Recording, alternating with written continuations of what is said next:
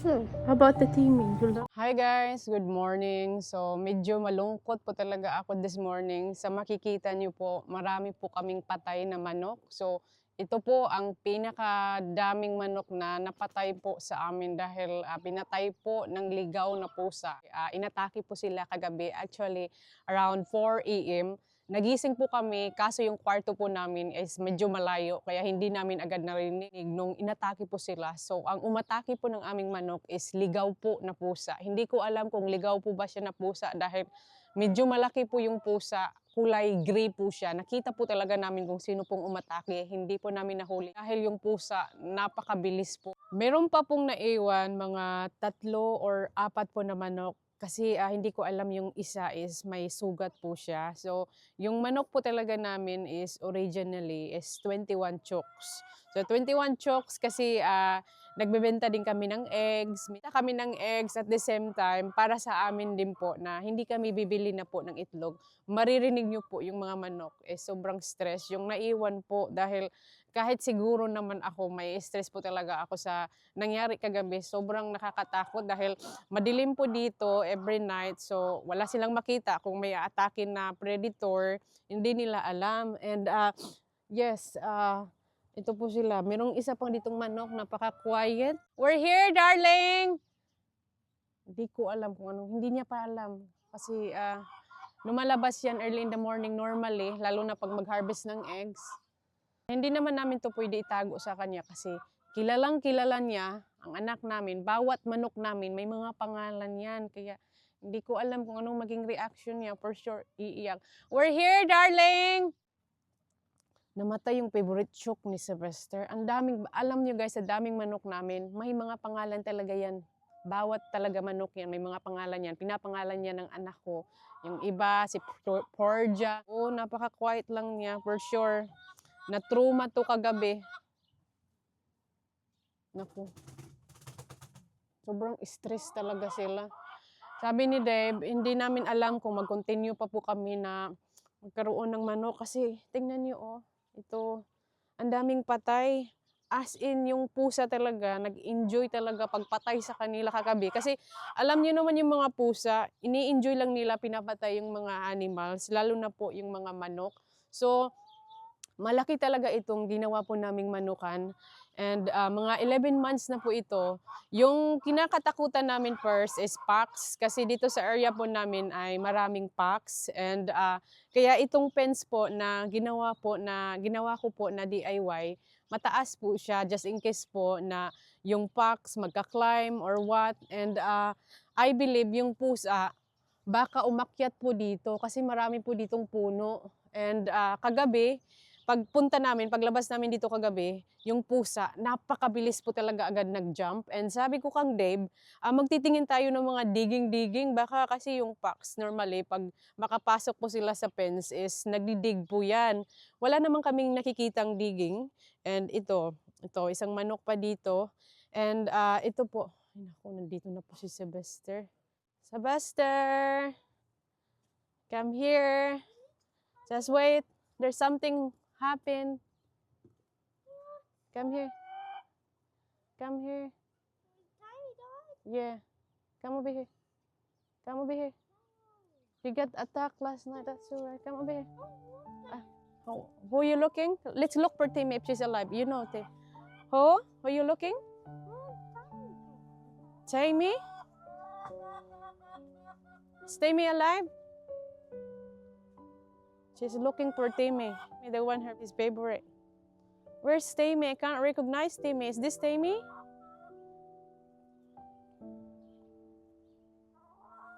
Lovely. You love the joke? Look at me. It's alright. Come here. I understand. I understand you're sad. I understand you're very sad. You love the jokes? Yes. That's caring for the one with the broken leg. You're going to heaven, okay? Yes. Oh, it's alright. They're going to heaven. The jokes, they will love you forever, okay? You get one more van night. You're gonna get more band-aid? No. Timmy, what have I done? Where's Timmy, Sylvester? He just did.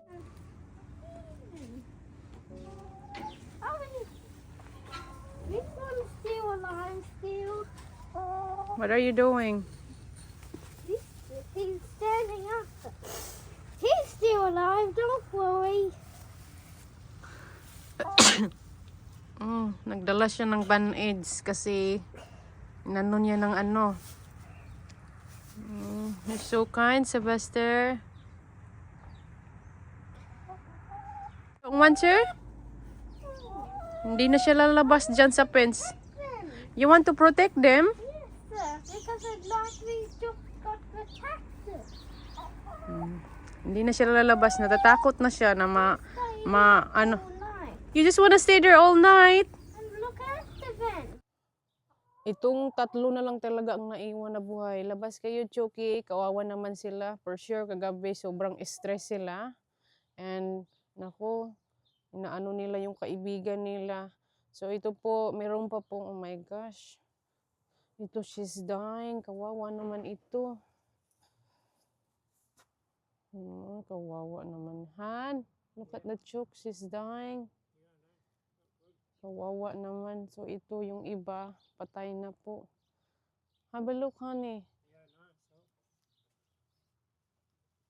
Oh, don't let them eat the chooks. Are they eating the chooks? No, they're just pecking around. They're not eating. Oh, they're pecking the feather. They're picking the feather. Yeah. So ito, hindi ko, what we gonna do with this chooks, honey? Can you pick her up? Poor Chooky. Paano namin ito siya, ano, kasi she's dying. Where's her wound? I have a feeling on the neck. Nako. Probably why the head's drooping. Kawawa naman itong manok namin. Naanuhan kasi namin ito, siya yung last inatake. Hindi siya talaga napuruhan. Pero ngayon, she's dying slowly. Siya pa yung nagsuffer. Honey, look at that. Her chooks, what's she doing? Pecking the feathers. What? Why would she do that? I've got no idea. No, don't let her do that. Let me put her over here with the Yeah. We might to lock her up if she keep doing that. So, ito yung ibang manok na namatay po. Yung isa, yung wings is nakalabas na po sa gate. Tapos ito. And actually, There's still one in the back. oh, she's coming back, honey. Don't let her eat. Why she's picking the feathers? She might caught that disease. That's so weird. Yeah. And ito po yung isa. Meron din dito. Ganyan po sila. Inano talaga ng pusa kagabi. Grabe yung pusa. Yung ano lang talaga nila, happiness is patayin lang yung manok. Kahit hindi naman nila kakainin. Ipapakita ko po sa inyo ang footprint po ng pusa. Ito po, I believe that's a footprint from a cat. Have a look. Honey, do you see this one? Sylvester, have a look. That's a footprint from a cat. Yeah, it is. That's definitely from a cat. Have a look, come here. That, Okay. you see that one? The cat. Yeah, and it must be everywhere, that cat footprint. Very big cat, I think. How about that one? That's a footprint cat too. Yeah. There's two cats. Only one cat attacked last No, night. there's two cats. Is it? Do you think two? I think it's two neighbors. Both of the neighbors. There's a lot of footprint from a cat here. Oh, that's a footprint from a cat too. Definitely it's a cat. Is it still alive? Yeah, I think so. She's just sitting in there in the back. I think she's alright, I'm not sure. Oh, meron pa kaming 4 na manok. I've got 4 chooks. 4 chooks. I thought we had 5. We thought we have 5, but that one is dying. Poor Chucky. Meron pa po silang itlog dito na naiwan. Yan po. Naku po, mamamatay ka na lang talaga, chooks. Otherwise, magsasuffer lang po siya. How I wish namatay na lang siya pag atake kagabi, guys. Kasi kawawa ang pag-suffer niya. Mga ilang hours na po. We might have to put this chook in the backyard. It keeps attacking all the other chooks. Do you want me to put her in the backyard? Maybe the cat. We might have to lock her up.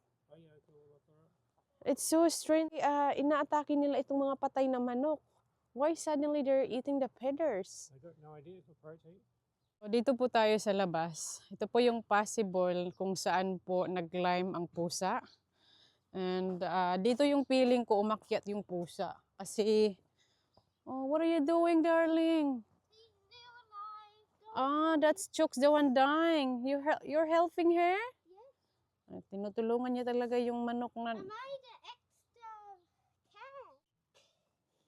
I'm not sure. There's no promising that she will be alive. Baka mamamatay lang siya later on.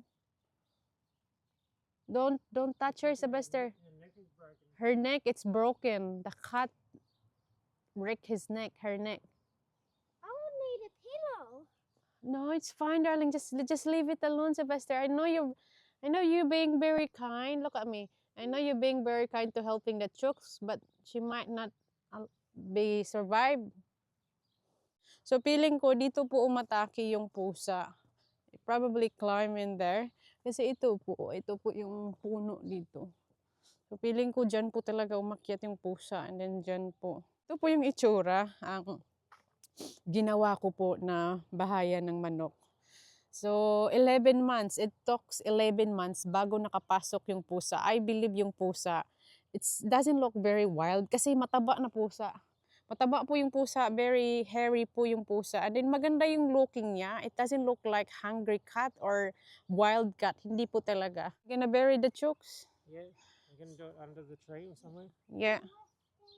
Gusto kong bigyan ng proper buried po yung chook namin kasi marami kaming namamatay na chooks, and every time when they buried the chook in the apple tree, they always got dig up. Meron pong nagdi-dig up like aso. Kasi may mga kapitbahay kami dito, may mga aso. So this time, gusto ko po sila i-buried inside lang po talaga sa bahay ng manok dahil kahit may makapasok po na animals dito sa bahay ng manok ay wala pong makalabas po talaga ng manok. So, ito na po yung lahat ng manok na inatake kagabi. Sinabi ko kang Deb na dito na lang natin ililibing po dahil pag sa labas po to ililibing, ayaw kong makakain po sila ng fox or dog. Sobrang swerte nila. Pinatay na nga yung manok namin tapos makakain pa sila ng libre. So dito po namin ililibing. And magdadala lang si Dave ng digger. Ito po. Ito yung ginamit naming digger po sa post hole digger. Yan po. Ito yung ginamit namin. And sadly, ito din pala ang gagamitin namin para ilibing po ang mga manok. Sylvester, don't bring the chooks inside the house. No, have a look to daddy. Okay, honey.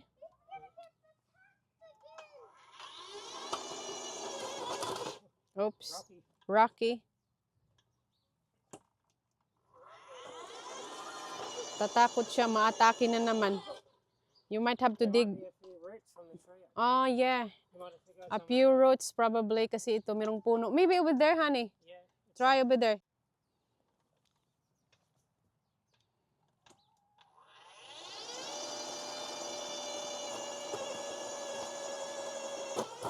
Oops, ganyan po talaga yan siya. Pag ano po, merong bato or roots na ano po, parang yung hand mo magti-twist. So, we have to... I'll get the spade. Is that chook still alive? Hindi ko nga alam kung still alive. She probably... Hindi ko alam kung saan yung ano niya. Saan siya na damage. Saan siya nasugatan. Wait, I'm gonna look later on, okay? Just wait, because we're gonna dig this one first.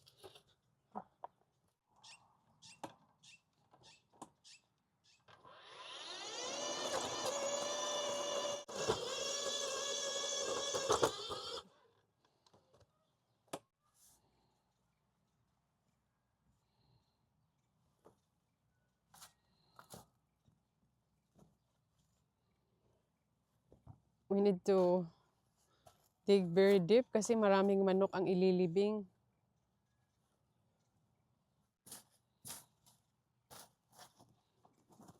At hindi siya babaho pag sobrang deep. It has to be deep, honey, otherwise it will be start rotten and stinky. Yeah, sure.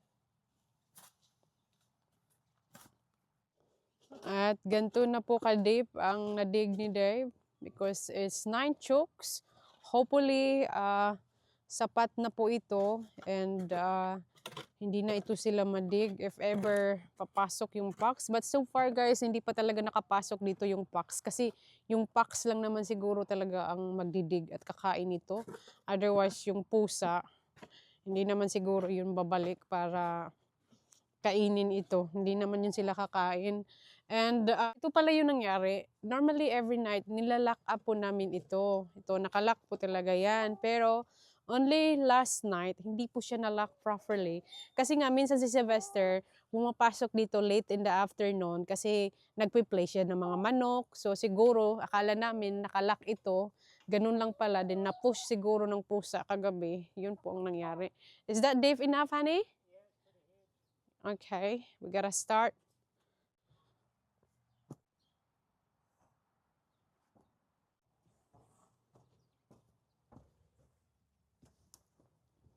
You saying goodbye? Yes.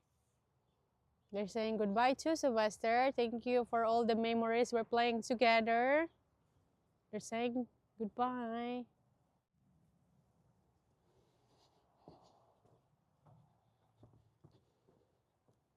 Now we gotta cover them. Okay.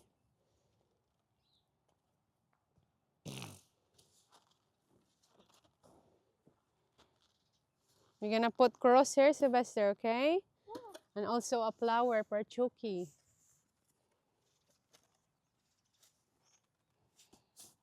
Come here. Say goodbye, Chucky. Got you.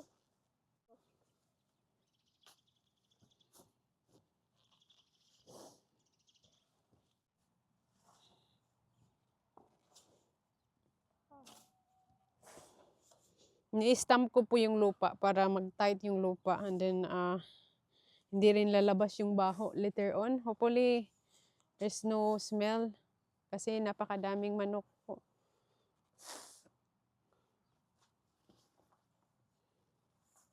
Yung isa, malis na kasi busy siya sa isang manok. I have a feeling yung isa mamamatay din kasi injured talaga yung neck. Slowly lang po siya namamatay. And probably, hindi lang siya ang ililibing namin. Probably 10. There's no point dalhin yun sa vet kasi grabe yung sugat sa liig. So, hindi ko alam. I-check pa namin kung anong klaseng sugat po yung isang manok na nakasurvive.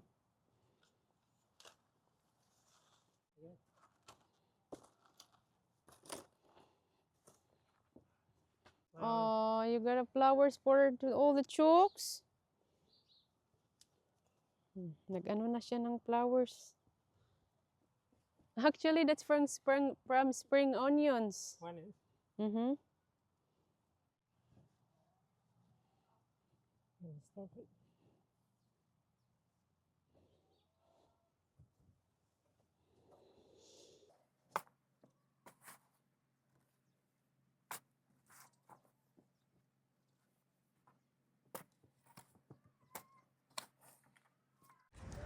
Naglalagay po ng bato para safety po.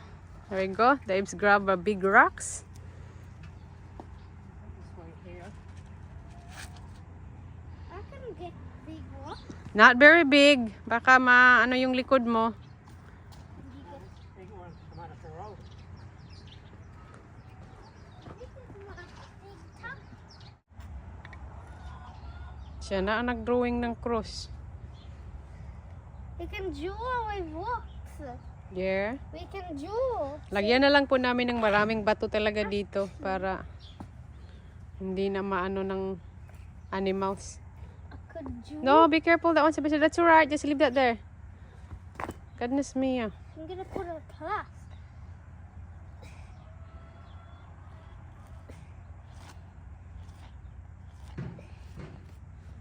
Come. Yeah, mag-harvest si Sylvester ng egg. Ito po yung last na laid egg nila from yesterday. Yung mga namatay na manok. Ito po.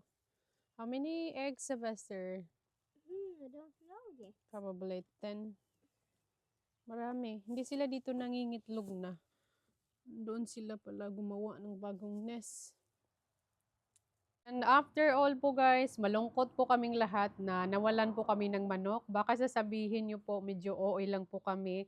Ganito po talaga yung feelings pag napamahal na po kayo sa inyong mga alaga. Kasi yung manok po namin, we treat them as our pet po talaga. And then, hindi po namin yung kinakatay. As in, for laying eggs lang po sila. And pag napamahal na po kayo sa inyong mga alaga, malulungkot po talaga kayo. And sabi ni Deb, gusto niyang i-voluntary, ipamigay na lang yung 4 na naiwan na manok. Kasi sabi niya, baka kahit daytime, babalik po yung pusa, then baka papatayin lang po silang lahat. Then sabi ko kang Deb, pwede naman natin i-keep as long as gagawan ko ng paraan, yung bahay po ng manok ay lalagyan ko po parang bubong, so hindi na makapag-access yung pusa. So sabi ni Deb, depends if it's worth it, dahil 4 na lang yung naiwan, so anyway, kailangan po namin pag-isipan na yung 4 na manok ay magiging safety from daytime or nighttime. And yung pusa, nung nakita ko po siya kagabi, sobrang laki. Parang ganito po yung size. Included na po yung tail. Malaki po talaga siya. Tapos mataba po yung pusa. Feeling ko hindi yun wildcat. Napagtripan lang talaga niya yung manok namin. Kasi yung pusa is mataba, tapos malinis, maganda tingnan. And I believe that's from our neighbors. Ito po, bawat poste, may ilalagay po ako dyan na net, yung parang yung sa ito po, sa greenhouse po namin. Lalagay ko po sa itaas. Hindi talaga all the way down there at the back kasi mayroong malaking puno. So, yung bahay ng manok ay magiging maliit po siya. Pero, depende po. Hindi po, kasi if ever makapag-access lang naman yung pusa, there's no point na mag-aalaga pa po kami ng manok kung mamamatay lang naman po sila, kawawa. And say hi na lang po sa aming garden. Ito po, malalaki na po yung mga bagong pananim. Yung cabbage. Slowly na po sila yung parang magpa-circle. And naglalagay pala kami dito ng snail trap. Kasi ito po, yung sa likod, makikita nyo, ito, every night, inaatake po talaga ito ng snail. So, there's no chance po siya na lalaki. And ito yung pinakamalaki. Every night, we always come out in our backyard para po tinatanggal namin manually ang mga snail. Otherwise, lahat po talaga kakainin nila. Ito hindi talaga siya lumaki. And ito yung nilagay po namin recently, snail trap. Yung nilagay pala namin, yeast and sugar. So, meron na po yung nakalagay sa sachet, tapos 1 liter po bawat isang sachet. Tapos makikita niyo po, meron pong pumapasok dyan na snail or yung isa yung slug.